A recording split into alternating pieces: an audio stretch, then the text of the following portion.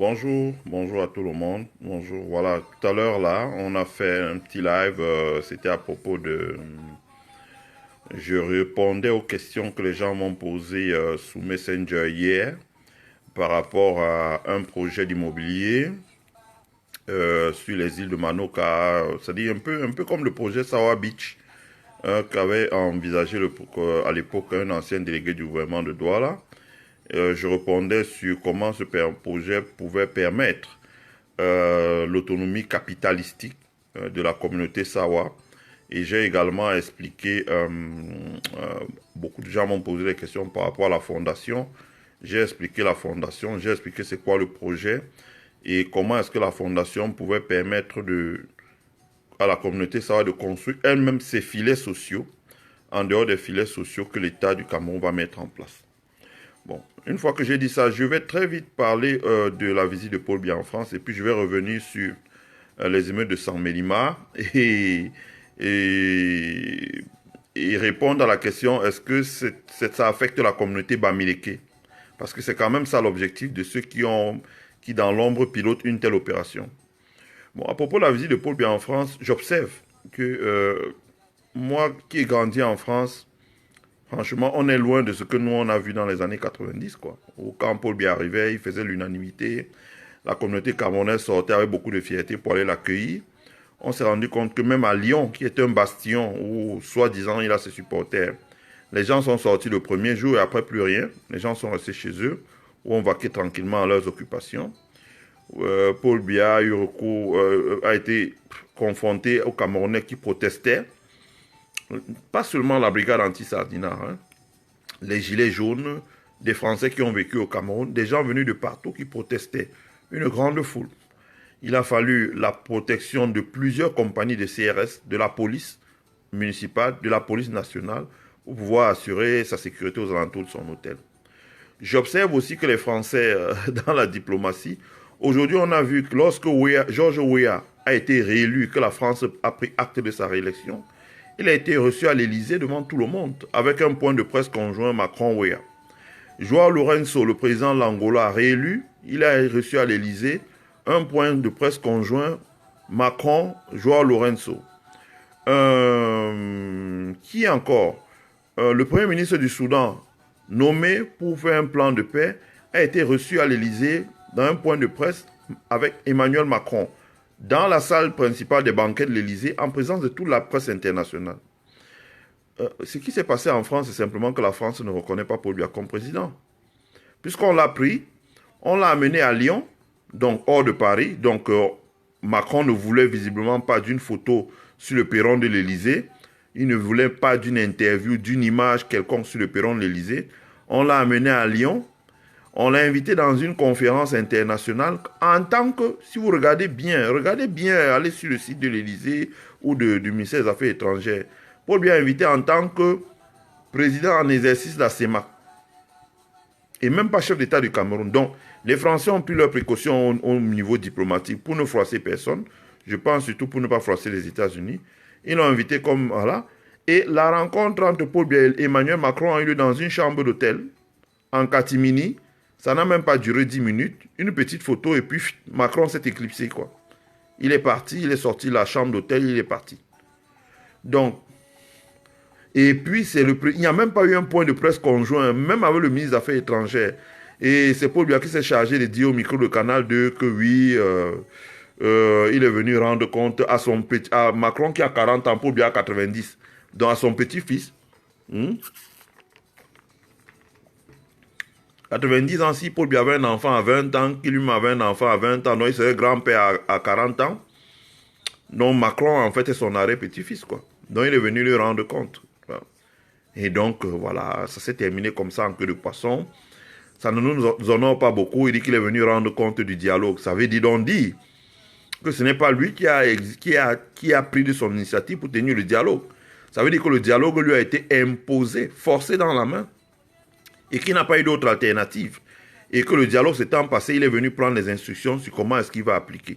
Après 50 ans d'indépendance. Bon, je renvoie ça chez les soi-disant panafricanistes alimentaires, comme les patients d'hommes, qui passent le temps à faire la talakou de Biya sur Afrique Média. Bon, ça ne nous honore pas beaucoup. En plus, je ferai un live prochainement pour expliquer bien aux Camerounais les enjeux du multilatéralisme. Et comment est-ce que le multilatéralisme est en train de briser progressivement les influences de la France, en Afrique d'abord, dans son précaré, et puis au Cameroun. Donc on aura l'occasion de parler du multilatéralisme. J'en viens maintenant aux événements qui se sont passés dans la ville de Saint-Méliman. Je vais aller vite parce que vous entendez souvent, je vais dire, moi j'ai été dans les groupes WhatsApp où vous avez tous les extrémistes, la meute, comme on appelle, c'est-à-dire que les Patrice Mbala, tous ces gens-là, ils ont un groupe WhatsApp où ils regardent tout ce qui se passe sur la toile et ils se concertent avant d'intervenir sur les réseaux sociaux. Et dans ces réseaux sociaux, dans ce groupe WhatsApp, ils parlent régulièrement du concept de peuple et camp. Ils entendent par peuple et camp les gens de pays Etone, les gens du pays Ondo, les gens de Manguissa, etc., les Boulous, les Batanga, etc., etc., etc.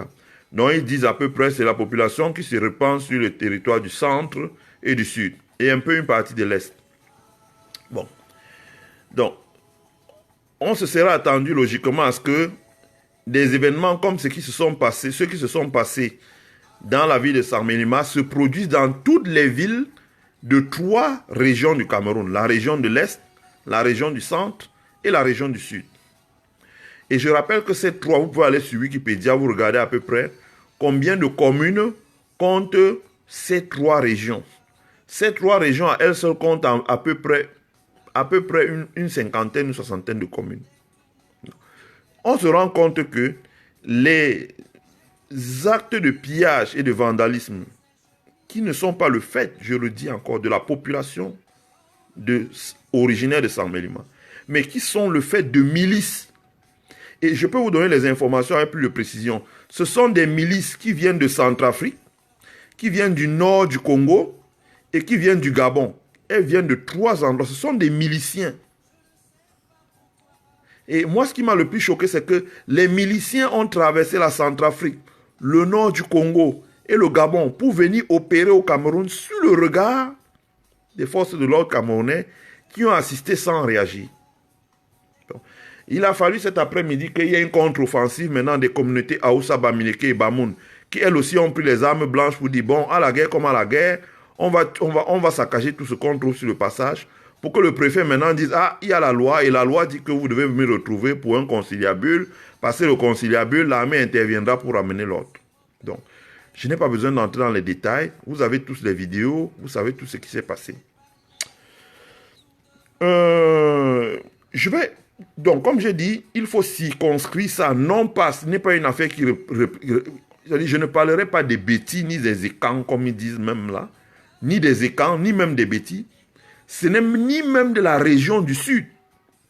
Parce que je rappelle, pour ceux qui ne connaissent pas, la région du Sud a, j'ai compté 1, 2, 3, 4 départements. La région du Sud a le département de Lamvila. Le chef-lieu, c'est Ebolova. La région du Sud a le département du Ndja-et-Lobo. Le chef-lieu, c'est Saint-Méliman. Avec un autre grand arrondissement qui challenge Saint-Méliman, où ils font jeu égal, c'est Zootele. La région du Sud a le département de l'Océan, avec pour chef le Kribi. Kribi a aussi 2 grandes villes qui challengent un peu Kribi.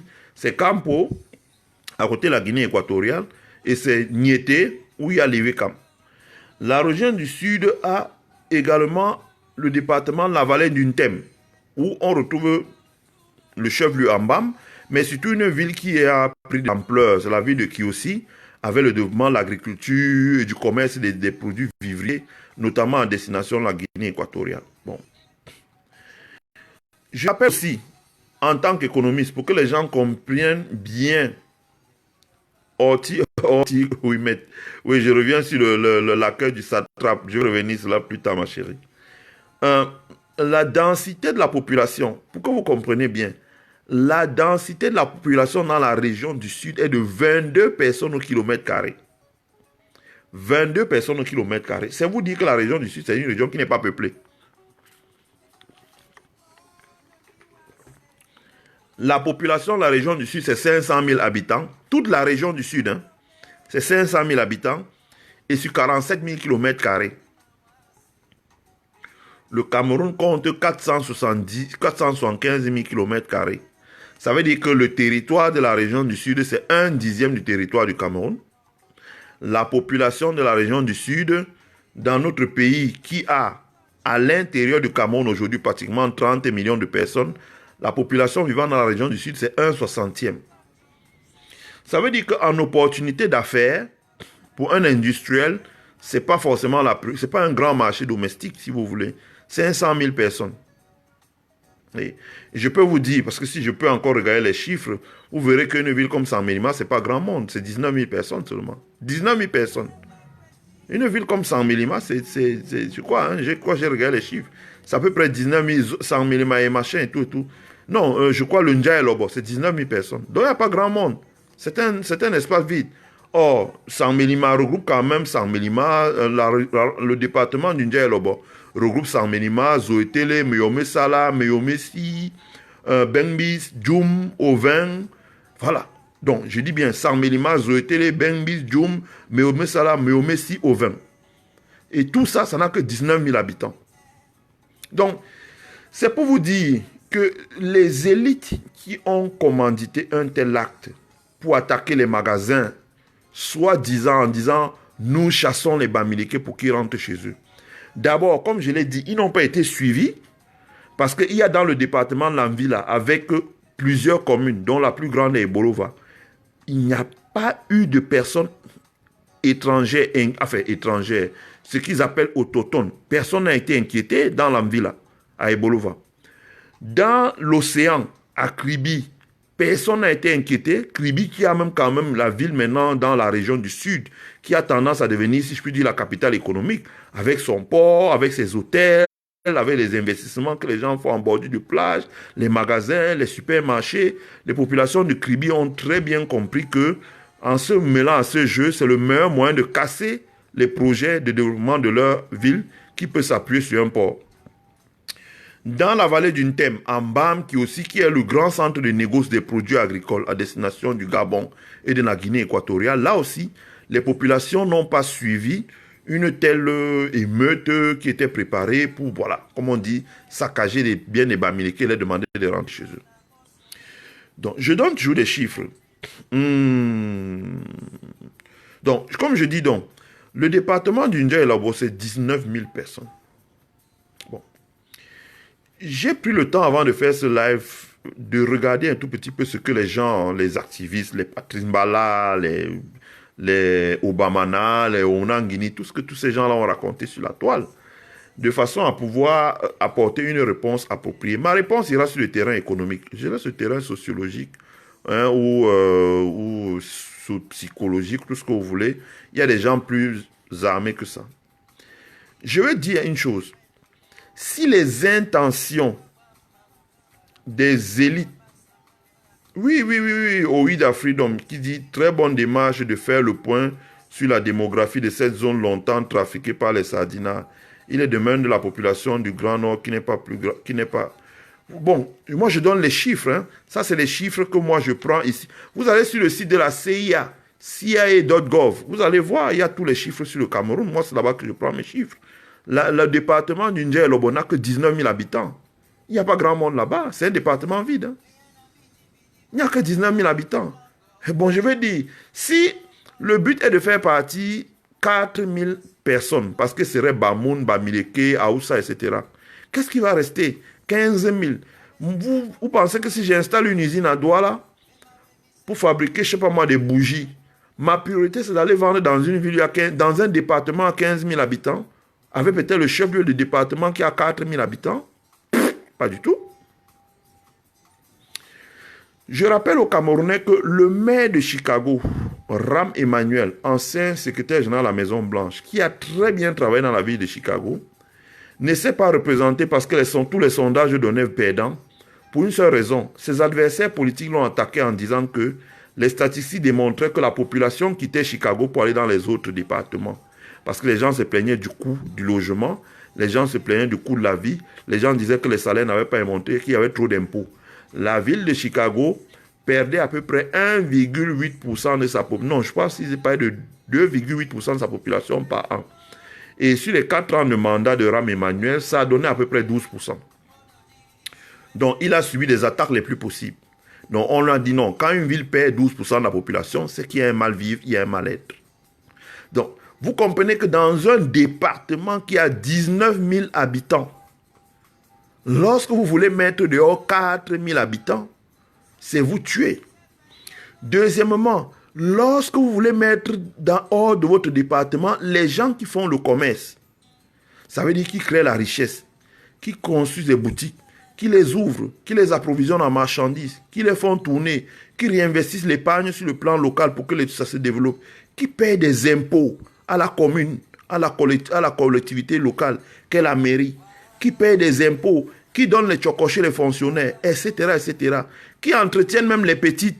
C'est-à-dire que le boutiquier, là, il a sa femme parfois et il entretient encore d'autres petites au quartier. Moi, je connais ça. C'est-à-dire que la petite vient là, oh, mon lait est fini, hein. Il prend un lait, il met dans le truc, il lui donne. Oh, vraiment, je n'ai plus de savon, il prend un, il lui donne. Oh, vraiment, c'est un peu fort, il pèse 1 kilo de riz, il lui donne pour avoir la paix.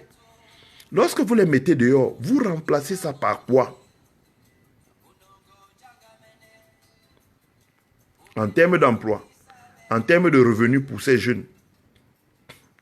Je redis encore très bien que ceux qui ont été les auteurs de ces pillages-là, certes, il doit peut-être avoir quelques jeunes de San Milima et tout, mais pour la majorité, d'abord, ce sont des gens qu'on a importés d'ailleurs. Donc, mon live d'hier s'adressait à la population. Mon live de ce soir s'adresse aux élites en disant, c'est quoi le projet? En disant aux élites, c'est quoi le projet, les chers élites? Le projet, c'est quoi? Parce que si le projet, c'est de dire, oh, nous chassons les Bamileke, sur 30 millions de Camerounais, la région de San Menima, le département du Ndjé-Lobo, c'est 19 000 personnes. 19 000 personnes, vous chassez peut-être 4 000 Bamileke. Qu'est-ce que ça représente sur une population de 12 millions de Bamileke? Qu'est-ce que ça gêne dans leurs intérêts? C'est une goutte d'eau dans la mer.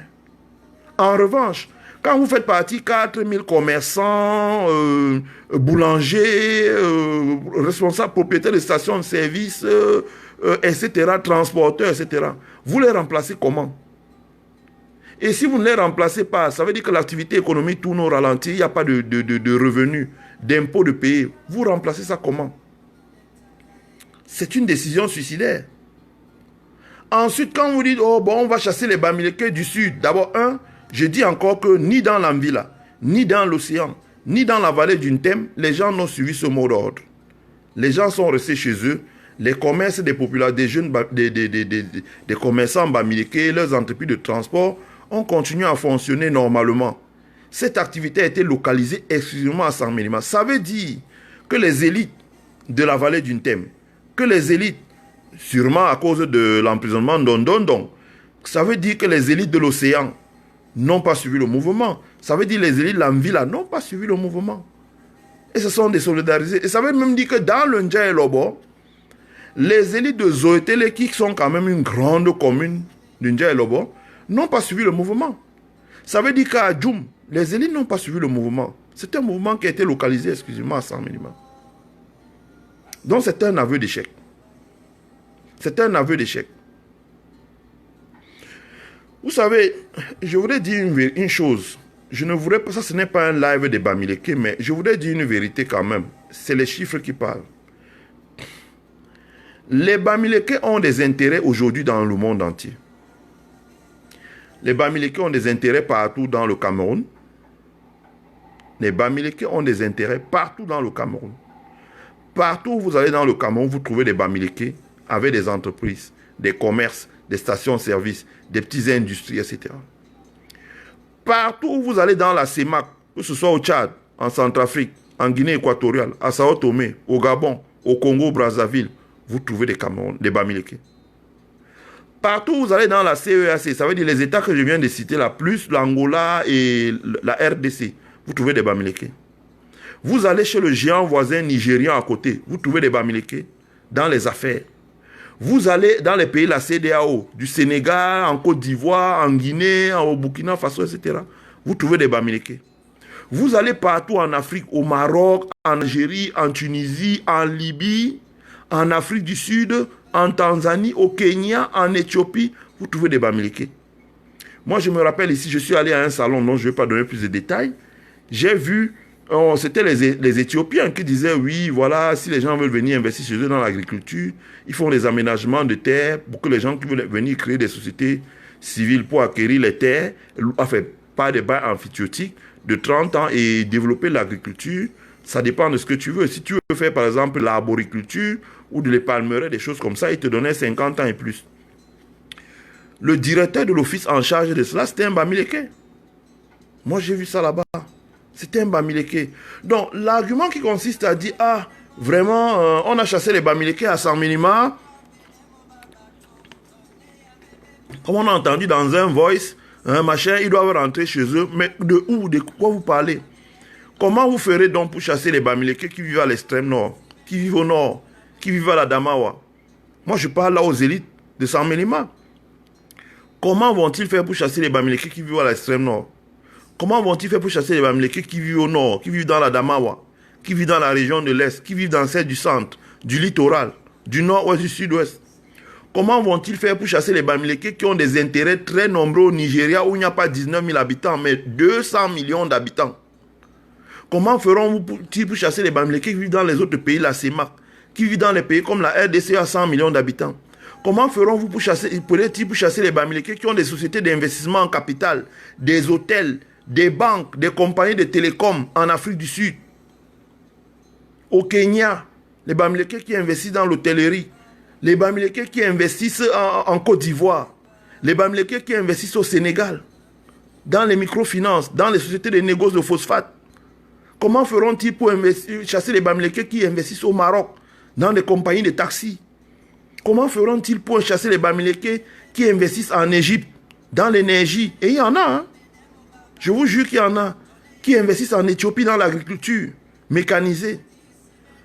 Je quitte maintenant l'Afrique, je tombe en Europe. Les statistiques sont claires. Il y a 5 millions de travailleurs Bamileke dans le monde. Alors, vous pensez qu'en cassant les boutiques de 200 boutiques de Bamileke à Saint-Minima, ça aura quel impact? C'est-à-dire qu'il y a ce qu'on appelle l'impact absolu et l'impact relatif. Absolu, ça veut dire que vraiment ça vous coule. Relatif, ça veut dire que bon, on ressent un peu. Mais on ne peut même pas ressentir au niveau de la communauté Bamileke les boutiques qui ont été saccagées à Saint-Minima. Parce que ça ne représente rien du tout. Je vous dis, les vrais challenges, je veux dire que quand vous voulez dire, bon, j'ai porté un coup à quelqu'un, il faut déjà savoir de qui vous parlez. Si vous dites que j'ai entendu des audios, oh vraiment nous avons fait ça dû au Bamileke, mais de quoi vous parlez? Il y a 5 millions de travailleurs Bamileke dans le monde, hors du Cameroun, 5 millions. Le Cameroun n'a que 700 000 personnes enregistrées à la CNPS comme travailleurs, 700 000 seulement. Mais hors du Cameroun, la communauté Bamileke a 5 millions de travailleurs. Je disais tout à l'heure que quand on dit qu'une multinationale, c'est quand on dit PME, c'est quand vous avez 500 travailleurs. Grosse PME, c'est quand vous avez 1000 travailleurs. Au-delà de 1000 travailleurs un peu disséminés dans le monde, on dit que vous avez une multinationale. Mais les Bamileke, si on devait regrouper tout ça et dire que c'est une entreprise, 5 millions de travailleurs, mais dis-moi, quelle est la multinationale qui a 1 million de travailleurs? C'est plus qu'une multinationale. Le problème, c'est que ces revenus ne sont pas consolidés. Et à partir du moment où vous allez, dans les jours à venir, les gens vont commencer à travailler pour consolider ce genre de revenus. Je veux dire que quand on dit que j'ai dit ils sont 5 millions de travailleurs. Ensuite, moi je dis aux élites, et 5 millions de travailleurs, je fais la précision importante. Le salaire médian de ces travailleurs, c'est 2 000 euros. C'est-à-dire qu'on prend les revenus médians un peu, hein, je sais où je prends mes chiffres, mais je ne vais pas les donner ici. Quand on prend les revenus médians, c'est 2 000 euros. Alors que le revenu médian au Cameroun, c'est 150 euros, ça veut dire 100 000 francs. Encore que c'est discutable. Ben ça, c'est ce que le gouvernement camerounais déclare. C'est discutable. Donc, vous comprenez donc que vraiment, le premier perdant dans ce qui s'est passé dans la région, dans la ville de Saint-Minima, ce sont les populations locales. les actes qu'ils ont posés dans la ville de Sangmé. Non, Owona, Anik, ils ne font même pas dire que les Zéondo. Je dis bien encore parce que si tu dis boulot, il y a des boulots à Zoetele. Bon, à Zoetele, c'est les fonds. Il y a des boulots à Benguis, il y a des boulots à Djoum, il y a des boulots à Meomesala, il y a des boulots à Meomessi, il y a des boulots à Auvergne. Ils ne sont pas sortis. Il n'y a pas, et il y a des Bamileke qui vivent à Zoetele, à Benguis, à Djoum, à Meomesala, à Meomessi, à Auvergne. Ils n'ont pas été pillés. Si tu prends même la région du sud, il y a des boulots à Ebolova. Les boulots d'Ebolova ne sont pas sortis pour poser de tels actes. Les boulots de l'océan ne sont pas sortis pour poser de tels actes. Dans la vallée d'une Temset, c'est d'un Toumou. Mais ils n'ont pas posé de tels actes. Je veux dire que c'est un acte qui a été localisé. L'élite de Sangmélima s'est retrouvée par sa décision très isolée. Personne n'a suivi son mot d'ordre de « il faut attaquer la communauté Bamileke ». Elle a été vraiment très isolée. Je ne vais pas entrer dans les raisons ici parce que je veux pas, ce n'est pas un débat là-dessus. La communauté, je vais dire une chose. Hein. La vraie question, ce n'est pas de détruire 200 boutiques de Bamileke. La vraie question, c'est quel est le projet que les élites de Sangmélima proposent à la jeunesse de Sangmélima qui n'a pas de travail, qui n'a pas de revenus, qui n'a pas de maison, qui n'a pas d'activité, qui n'a pas une occupation. Je dis parce que je connais bien l'endroit. Je vous ai dit que quand je suis arrivé aux États-Unis, j'ai pris un deuxième travail. Ça veut dire qu'après avoir travaillé 40 heures par semaine, j'allais encore travailler 2 fois 8, 16 heures par semaine, le samedi et le dimanche. Et l'argent que j'ai gagné dans ces histoires-là, j'ai envoyé à des cousins parce qu'ils avaient la foresterie, ils avaient les arbres et ils n'avaient rien à faire. Ils passaient le temps au village à planter ce que vous savez et fumer, quoi. Et je leur ai donné l'argent pour qu'ils aient à Bernabé, Cameroun, acheter les équipements et aller se lancer dans la foresterie communautaire au village. Et quand tu les appelles, tu dis, voilà, ils se disent, ben vraiment, papa, nous, on n'a rien à voir dans cette affaire, on n'est pas dedans, on est préoccupé par les petits revenus que la foresterie nous donne, on élève nos familles, on a déjà acquis les machines maintenant, on fait les planches au village et on essaie d'avoir l'argent pour envoyer les enfants aller étudier la menuiserie en ville pour que demain, ils viennent ici fabriquer les meubles. Donc, ce n'est pas leur problème, ce qui s'est passé. C'est une affaire de quelques élites.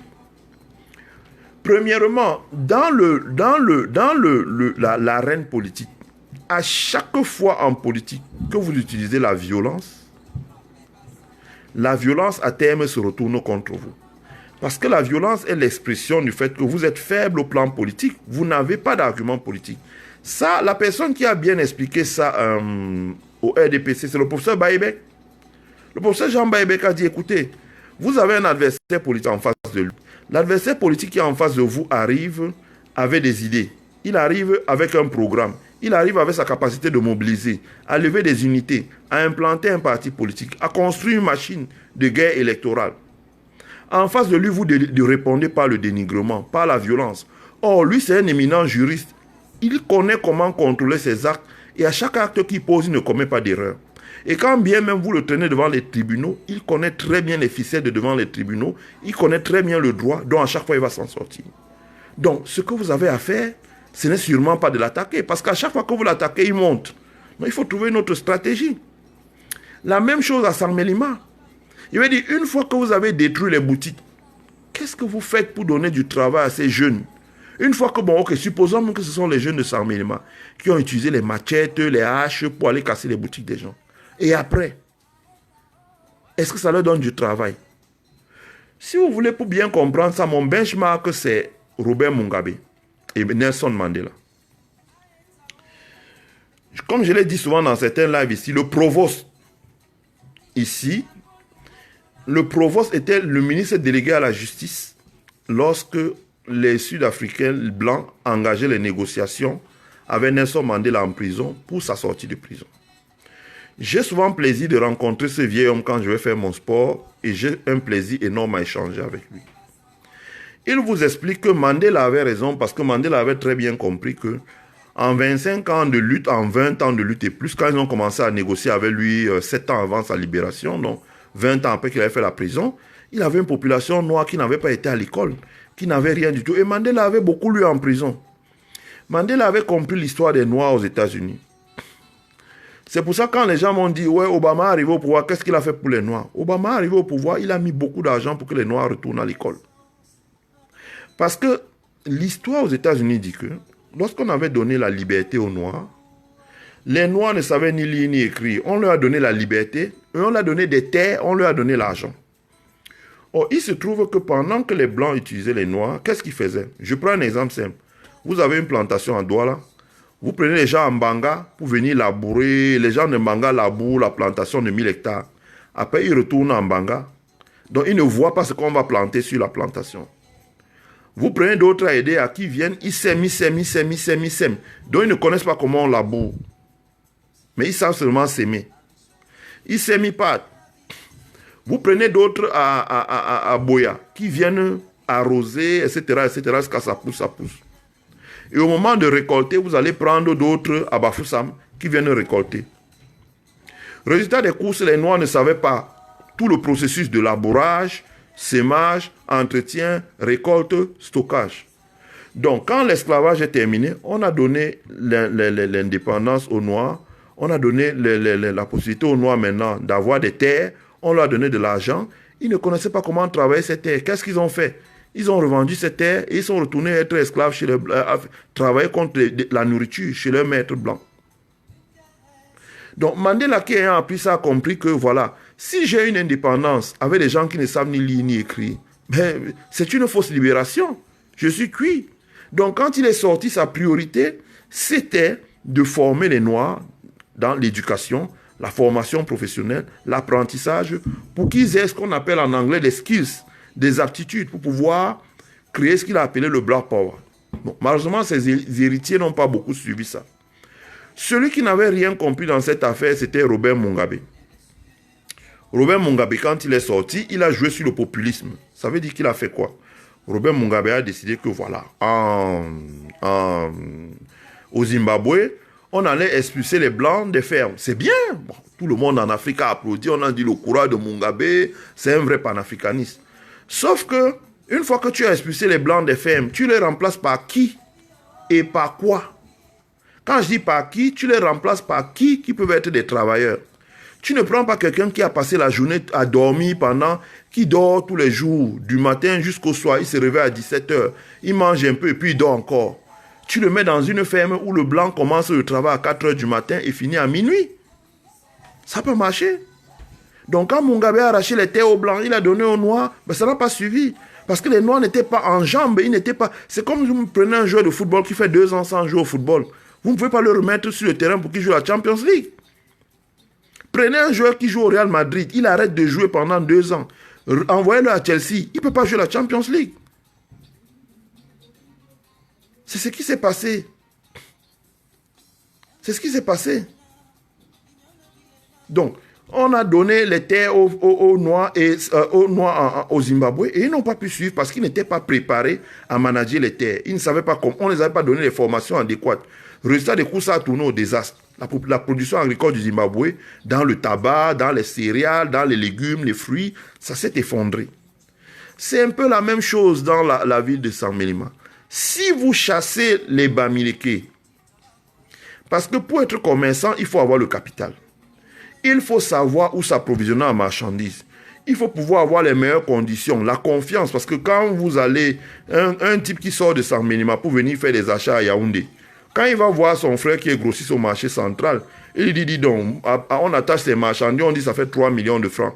Il dit à son frère, vraiment, j'ai 1 500 000, mais chaque semaine, je vais t'envoyer 500 000 francs par transfert d'argent. Donc, il y a une relation de confiance. Son frère, il donne la marchandise. Si tu reprends la boutique de ce monsieur et que tu n'as pas la confiance du fournisseur grossiste qui est installé à Yaoundé, comment tu fais pour achalander la boutique? Qui va t'emprunter de l'argent pour achalander la boutique? Si tu n'es pas dans une tontine, comment tu trouves l'argent? Et l'épargne, comment les dépôts dans les banques locales? Et puis, il faut savoir être discipliné, se lever le matin, venir ouvrir une boutique à 6 heures, arranger, laver, essuyer, arranger et tout, disposer les marchandises, ouvrir ça au grand public à 6h30. Rester là jusqu'à 19h, 20h parfois, fermer avant de rentrer à la maison. Est-ce que les élites du Sud qui ont cassé ces boutiques-là sont sûrs qu'ils peuvent remplacer les tenants de cette boutique par des gens qui auront le capital, l'épargne, les circuits d'approvisionnement, la résilience pour pouvoir travailler du lundi au dimanche 12 heures au moins par jour? Voilà le vrai débat. C'est ça le vrai débat.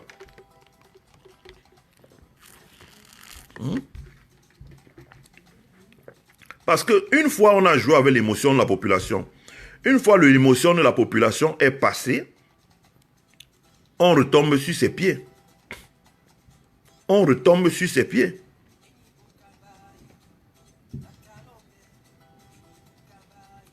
On retombe sur ses pieds. Oh non, oui, la freedom. Tu dis, il y a la tontine dans les camions. Non, non, non, non, non. Sois sympa. Sois sympa. Attendez. Jusqu'à ce niveau, je lis quelques commentaires et puis je réponds quand même. Comme on a fait hier. Ouais, oui, la freedom, ouais. Comme je l'ai dit, les gens dans le Ndja et Lobon ne sont pas sortis. Moi, j'ai appelé beaucoup de personnes là-bas qui se désolidarisent de ça. C'est une action qui était destinée à attaquer, à embraser toute la région du Sud. Malheureusement, comme je l'ai dit, la région du Sud compte des départements comme l'Anvila, l'Océan, la vallée du Ntem, où les gens ne sont pas sortis. Et même dans le Ndja et Lobo, les gens dans les arrondissements de Zoétélé, Bengbis, Djoum, Meomi, Sala, Meomi, Siovin, ils ne sont pas sortis. Donc, ça n'a été localisé qu'à Sarmélima.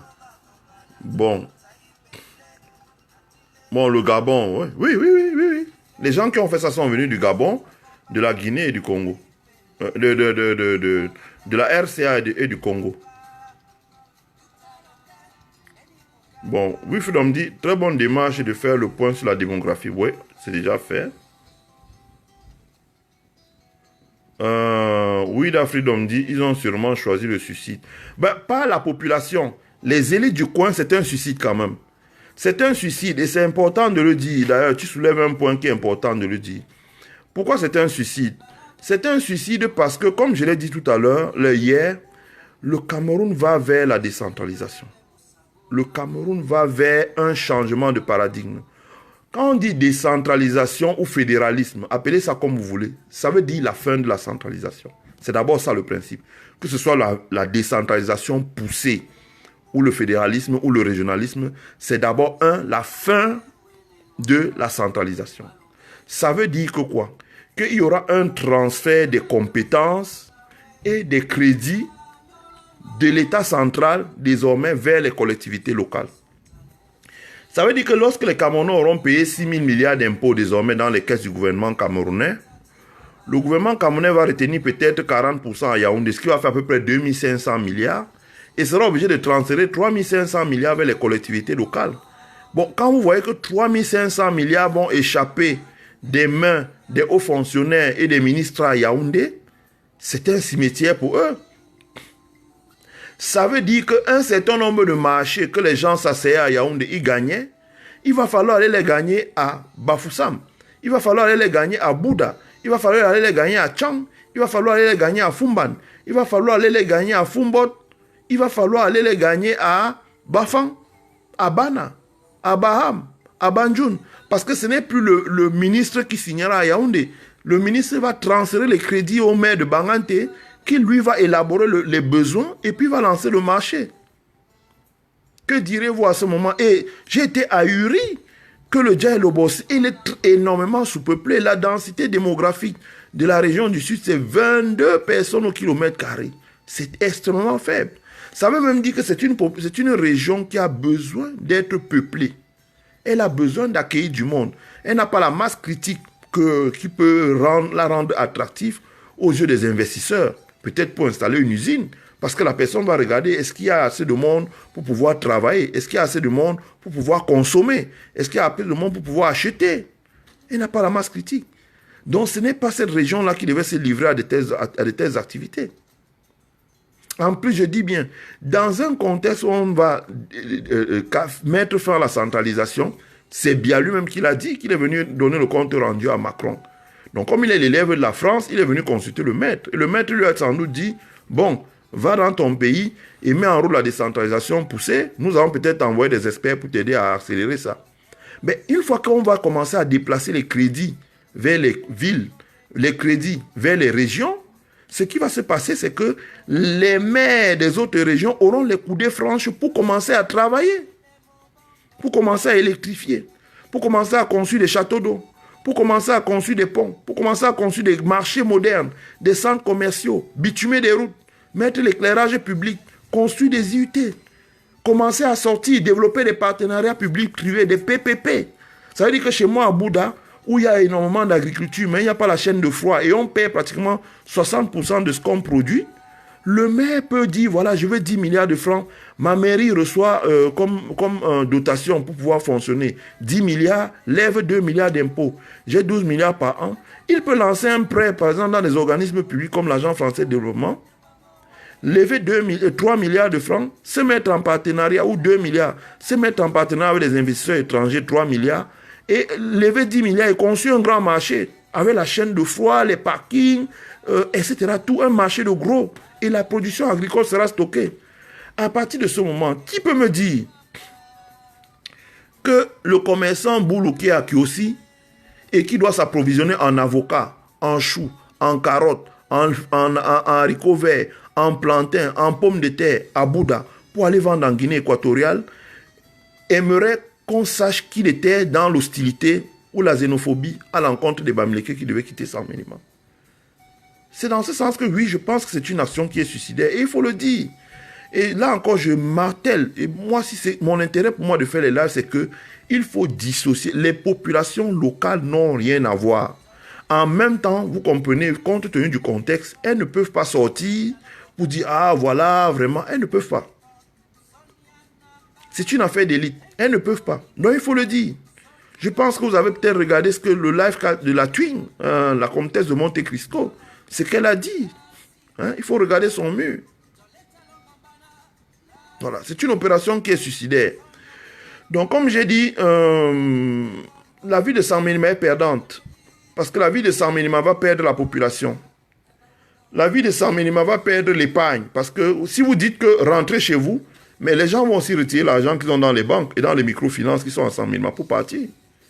Une fois que les dépôts là s'en vont, qui c'est qui va remplacer les dépôts qu'on a mis dans les banques locales, dans les microfinances locales? Qui c'est qui remplace ces dépôts là? Qui c'est qui génère l'argent pour remplacer? Est-ce que les élites vont dire, ok, si les Bamileke là en partant retirent leur argent 3 milliards dans les banques qui sont et microfinances qui sont à 100 000 pour partir, est-ce que les élites là vont mettre 3 milliards pour faire tourner ces établissements de crédit? Il y a la population. À partir du moment dans une unité administrative, la population diminue, forcément l'économie diminue. Les gens qui mettaient leurs enfants à l'école partent avec leurs enfants. Les écoles se retrouvent sans ressources. Que ce soit les écoles privées ou publiques.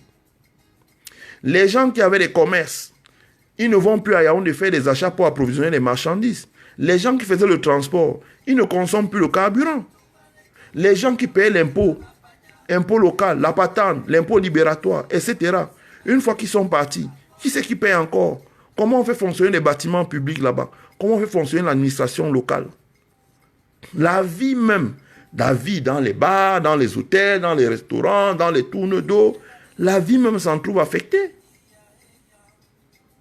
Surtout quand on sait que cette élite-là n'a rien fait par le passé. Les investissements, quand les autres viennent s'installer, ils achètent un terrain, ils construisent des écoles, ils construisent des maisons, ils achètent des tôles, ils achètent du ciment, ils achètent du sable. Et moi qui connais bien une ville comme Zoétélé, j'ai très bien compris pourquoi les populations de Zoétélé ne pouvaient pas se mettre dans un tel mouvement. Parce que tout ce qu'on construit dans le Ndja et Lobo, là, le sable sort de Zoétélé, les carrières, le gravier, etc. sortent de Zoétélé. Ils font de bonnes affaires. Donc ils ont dit non, nous on se met à l'écart. Les impôts et taxes. Je ne sais pas, ça a été une erreur. Je dis encore bien que là maintenant je reviens aux populations du Sud. Je dis mes chers frères, la fin de la centralisation au Cameroun va redistribuer les cartes. Ça veut dire que désormais au Cameroun, quand on va faire un budget de 6 000 milliards, il y aura seulement 2 500 milliards au plus qui vont rester à Yaoundé. Le reste, 3 500 milliards vont partir dans les provinces.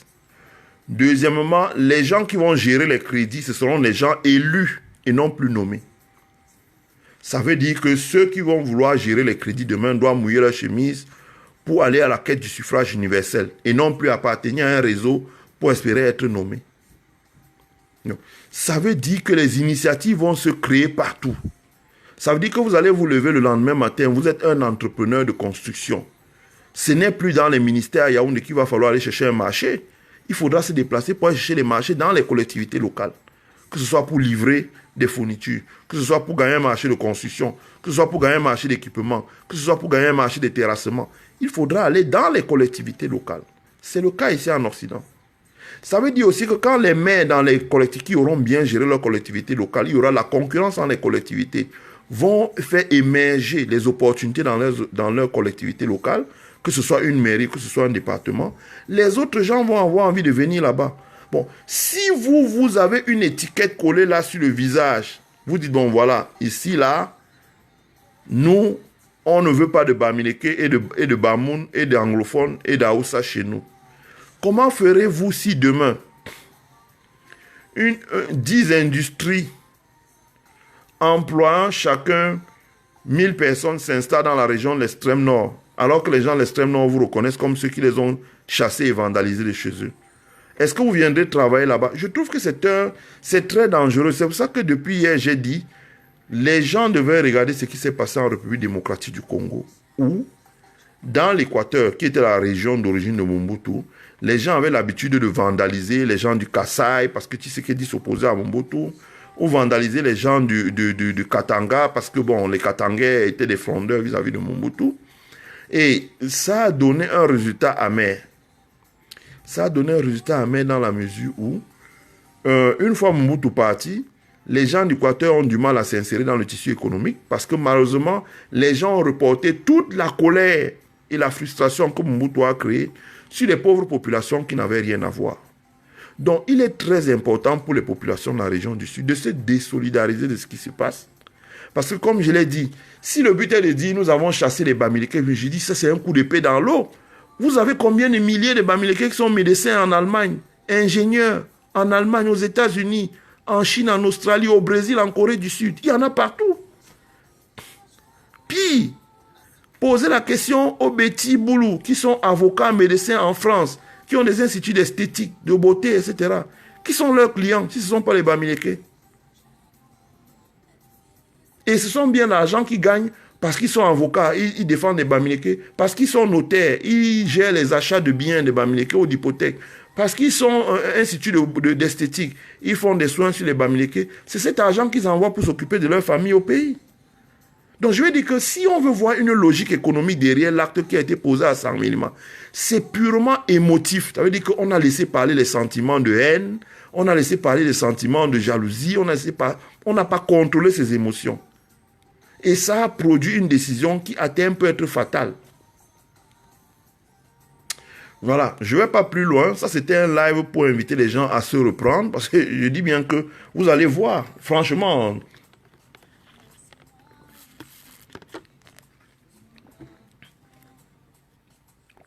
attendez qu'on sorte de ces histoires-là par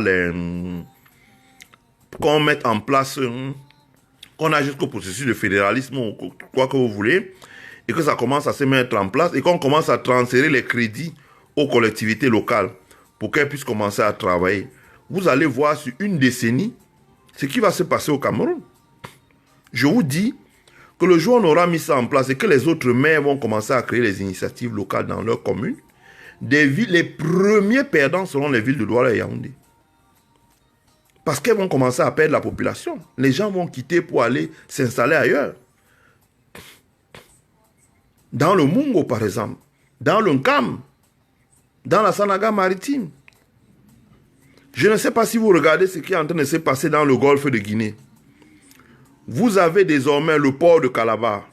Vous avez un port ultra moderne que le Nigeria va construire à Bakassi. Vous aurez le port de Douala. Vous aurez le port de Kribi. Vous aurez le port de Malabo. Vous aurez le port de Libreville. Vous aurez le port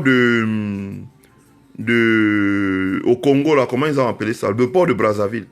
Donc vous aurez à peu près 6 ports dans un rayon de navigation d'environ 3 heures, si je peux dire. 6 grands ports.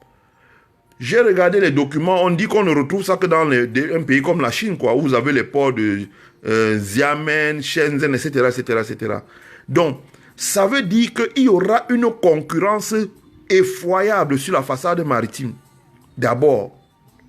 Et la concurrence effroyable sur la façade maritime va faire que, et je pense que ça, c'est ce que les élites du département de l'océan ont compris, celui qui va se livrer à des opérations du genre xénophobie va se voir éliminé à jamais.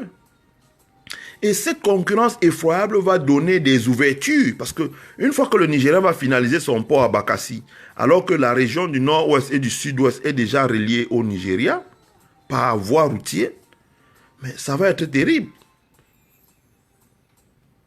Les régions du nord-ouest et du sud-ouest vont commencer à attirer les investissements nigériens, ce qu'on appelle les industrial surplus, en termes d'investissement. Les régions comme les régions de l'Ouest pourront se lancer dans la production avec un marché qui est le Nigeria. Production agricole, production du savoir, production dématérialisée, production industrielle, production de produits de haute technologie, etc., etc., etc., etc. Donc il y aura de la compétition. L'architecture du Cameroun va changer. Ceux qui sont initiés savent déjà que ça a changé. Ils ont déjà le dessin en main. Simplement, il faut ce qu'on appelle en politique le temps, grand T. Ça veut dire qu'il faut le temps que cela soit implémenté, mis en place. L'architecture du Cameroun ne sera plus comme avant. Ce qui est gênant, c'est que c'est au moment où les choses sérieuses commencent que certaines personnes s'enferment dans les histoires du passé. C'est-à-dire c'est au moment où demain, on dit qu'Onsamba va redevenir une grande métropole. Demain, Boya va devenir un grand centre industriel et commercial et financier. Demain, Kumba va être la porte d'entrée de tout ce qui va venir vers le Nigeria, vers le Cameroun. Demain, il y aura un grand port à Bakassi.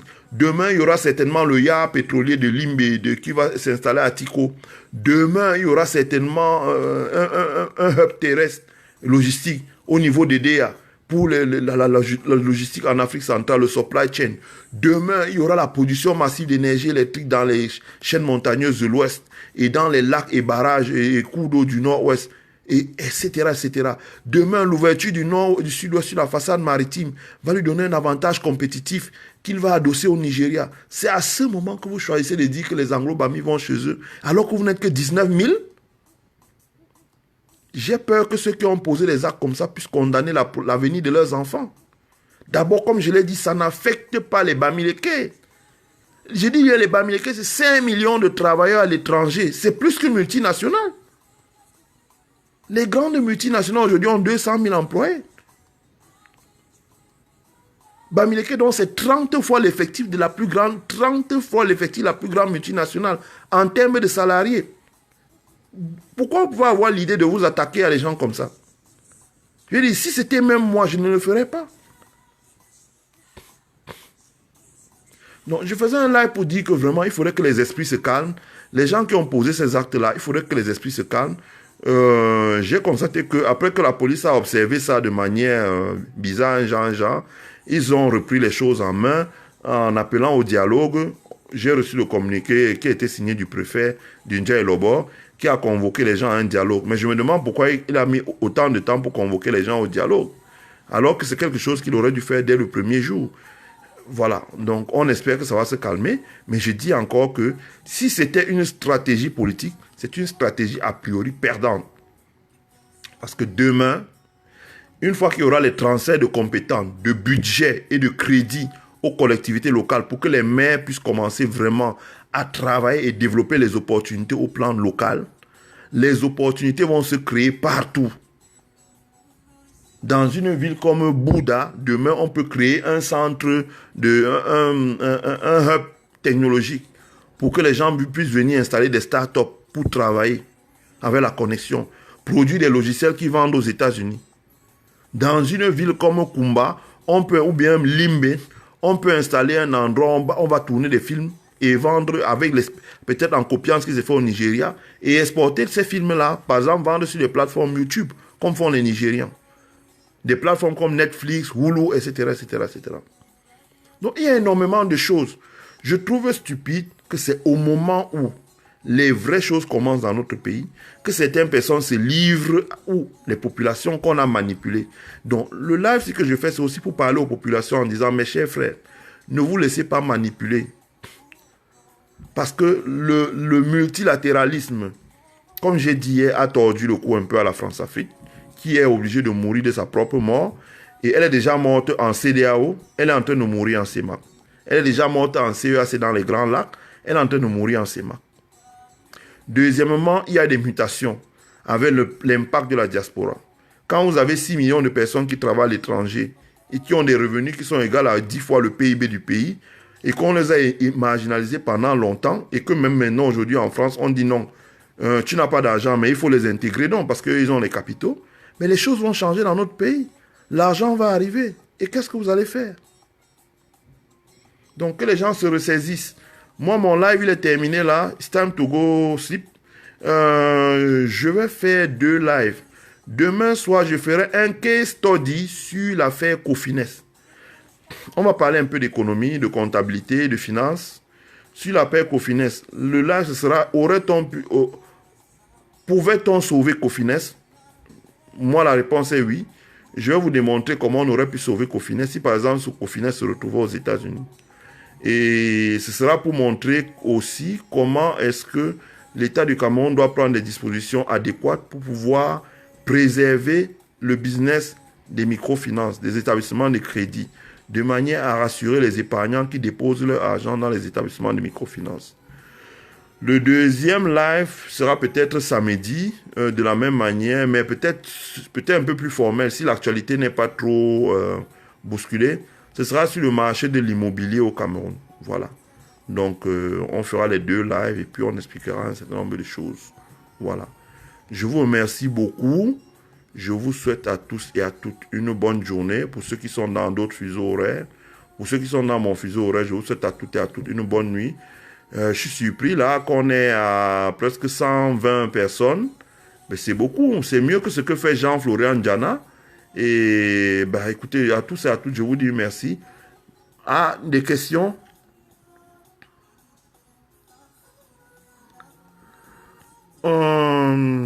Oui. Jean-Baptiste Eka dit un Mamoun a tué un boulot. Et les boulots ont saccagé les boutiques des Bami. Quel lien? Bon, je ne réponds pas à celle-là.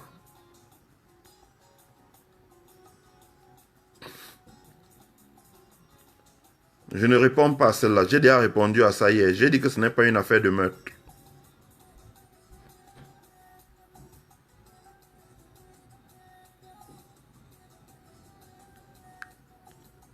Voilà. Je ne réponds pas.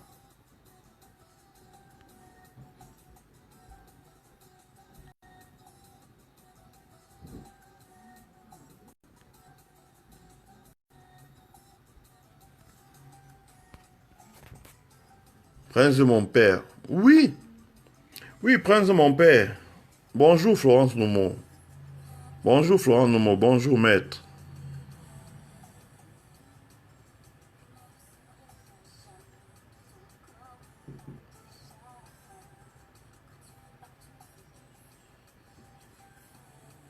Peggy, Peggy.